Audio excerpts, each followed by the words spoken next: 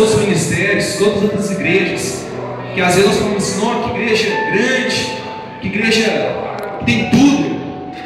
Nós temos 12 anos, irmãos, estamos caminhando, amém? Mas até aqui, beleza? Porque até aqui o Senhor nos ajudou, amém?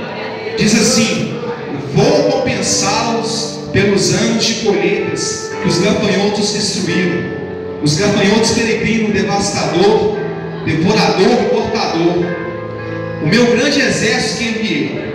Vocês comerão até ficarem satisfeitos e louvarão o nome do Senhor, o seu Deus, que fez maravilhas com o favor de vocês, e nunca mais o meu povo será humilhado.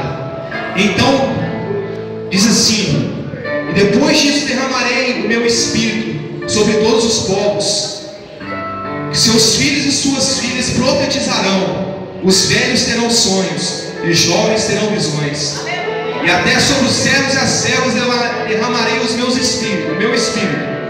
Mostrarei maravilhas nos céus e na terra, sangue, fogo e nuvem de fumaça. Irmãos, Deus tem grandes coisas para fazer neste lugar ainda, amém? Tem um novo tempo para as nossas vidas aqui. Eu posso contemplar isso, né? Eu falo isso como ministro de Deus, como o Senhor me levantou, pela razão, não pela emoção. Nós estamos entrando num novo tempo deste ministério, irmãos.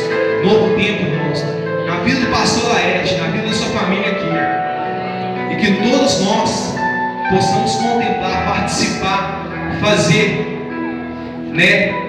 Colocar nos irmãos à disposição para fazer, para ajudar a cada dia, em nome de Jesus, em nome de Jesus, amém, irmãos.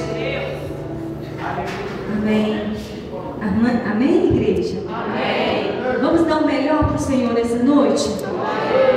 Além da comemoração de 12 anos, nós vamos adorar o Senhor como nunca antes.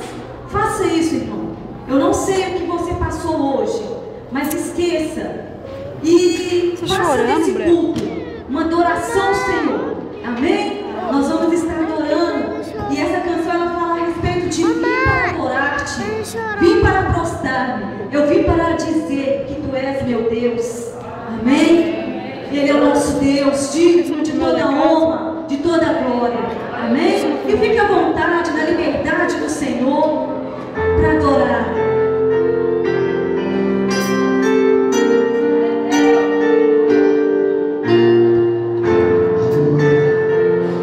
Maravilhoso.